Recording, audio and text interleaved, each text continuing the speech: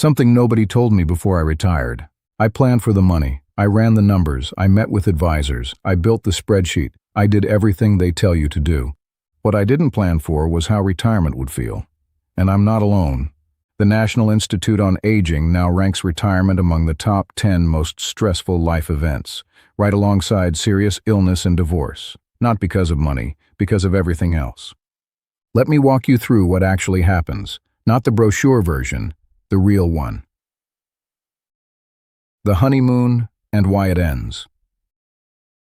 The first 6 months were incredible. No alarm clock, no Sunday night dread. Every morning was Saturday. I traveled, I slept in. I tackled projects I'd been putting off for years.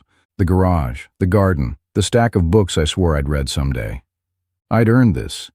40 years of work, and now the mornings belong to me. And here's what nobody tells you. That feeling is real. But it has an expiration date. Around month 7 or 8, something shifted. Not dramatically, quietly.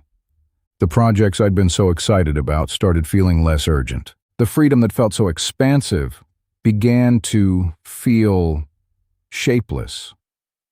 I'd wake up, look at an open calendar, and think, okay, now what? A whole day, a whole week, a whole year. Now what? Turns out this is so common that retirement researchers have a name for it. They call it the hedonic treadmill, the human tendency to return to a baseline level of happiness no matter what changes in your life. You win the prize you worked 4 decades for, you arrive at the destination, and a few months later, you're the same person you always were, just without the structure that held you together. There's a detail I wish I'd understood earlier.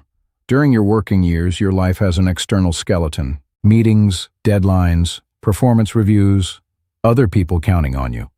Retirement removes every single one of those struts at once, and nobody hands you a replacement frame. You have to build that yourself, from scratch. Most of us don't realize we need to until we're already wobbling. Who am I without the title? This part hit me harder than I expected. For 40 years, when someone asked, "What do you do?" I had an answer. I was my job, my title, my role. It told the world where I fit. More importantly, it told me where I fit. I knew what a good Tuesday looked like. I knew the rhythm of a productive week. Then one day, all of that was gone. And I didn't realize how much of my identity was wrapped up in my work until I didn't have it anymore. It sounds dramatic if you haven't been through it, but it felt like grief. Genuine grief. I was mourning a version of myself that no longer existed. Not dead, just gone. Dr. Kenneth Doka, one of the leading gerontologists in the country, has written extensively about this. He calls it the loss of the productive role. His research shows that professionals, especially people who spent decades in high-responsibility careers, often experience retirement as a form of bereavement. The identity doesn't just fade, it leaves a wound. And here's the part that surprised me most. The harder you worked, the more you achieved, the more your career defined you, the harder this phase tends to hit. Success doesn't protect you from it.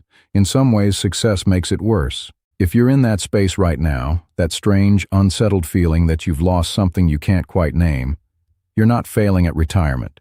You're going through what almost everyone goes through, and just naming it helps. The social crash. Here's something I never thought about until it happened. Work wasn't just where I earned a paycheck. It was where most of my casual human contact lived. The coffee runs, the hallway conversations, the lunch breaks, the quick check-ins, the banter. The people who noticed if you seemed off and asked if you were okay. That was my social infrastructure. And when it disappeared, it didn't just leave a gap in my schedule. It left a silence. A large-scale study from the University of Chicago found that chronic loneliness triggers the same stress response in the body as physical pain. Your nervous system doesn't distinguish between social isolation and a physical wound. It responds the same way either way. Prolonged isolation elevates cortisol, it disrupts sleep, it suppresses immune function. This isn't a metaphor, it's measurable physiology.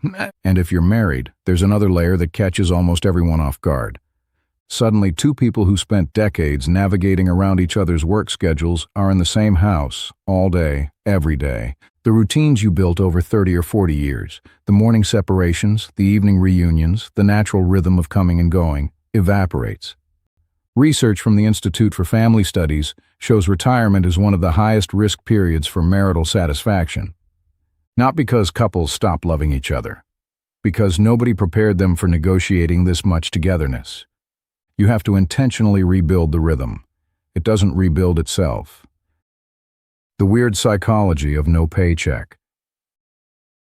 This one surprised me. I thought I was immune to it. I wasn't. Even when you've saved enough, even when the numbers work, even when the advisor gives you the green light, there's something psychologically different about not seeing a paycheck land in your account every 2 weeks. For decades, that deposit was proof. Proof that your work mattered.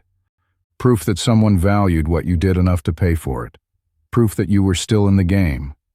Then one day, it stops. And instead of money coming in, money starts going out. From accounts you spent 40 years building, accounts that now have to last the rest of your life. You can know logically that the math works. Your nervous system doesn't do math, it does security and threat. And the shift from accumulation to decumulation is one of the most psychologically underprepared for transitions in retirement planning. Financial advisors talk about withdrawal rates. Almost nobody talks about what it feels like to watch your balance go down for the first time in your adult life. If you feel a twinge of anxiety every time you pull money out, even when you know you're fine, you're not alone. That's not irrational. That's 40 years of conditioning meeting a brand new reality. What actually helped me? So, what do you do with all of this? These 3 things made a real difference. First, I wish I'd started building my second act before I needed it. Don't wait until the disenchantment hits. While you're still in the honeymoon phase, when energy is high and the calendar is open, start experimenting. Volunteer somewhere. Take a class in something you know nothing about. Say yes to something that makes you a little uncomfortable.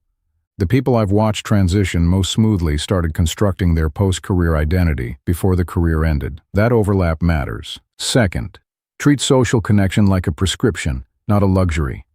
Join something that meets regularly. Show up even when you don't feel like it, especially when you don't feel like it. It doesn't have to be a crowd. 2 or 3 relationships that are consistent and real will buffer the isolation effect more than 100 acquaintances. A standing phone call every Tuesday, a weekly walking partner, someone who expects you to be somewhere at a certain time. That expectation is its own kind of structure. Third, I had to redefine what productivity means. The old metric was output, reports, meetings, deliverables, promotions. The new metric has to be impact. Did I help someone today? Did I learn something? Did I create something that didn't exist yesterday? Did I show up for someone who needed me? That's not less than my career. In a lot of ways, it's more. But I had to learn to measure it differently. And that took practice. The financial side of retirement gets all the attention. The brochures, the projections, the withdrawal strategies, the Monte Carlo simulations. But the emotional side, that's where most people hit the wall, including me. If you're in the middle of this right now, I want you to hear this. You're not doing retirement wrong. These phases are predictable, they're navigable, and knowing they're coming doesn't make them painless. But it makes them manageable, it makes them normal. This is the Senior Dossier. If this resonated, consider subscribing. We talk about the honest truths of life after 60, the ones the brochures leave out.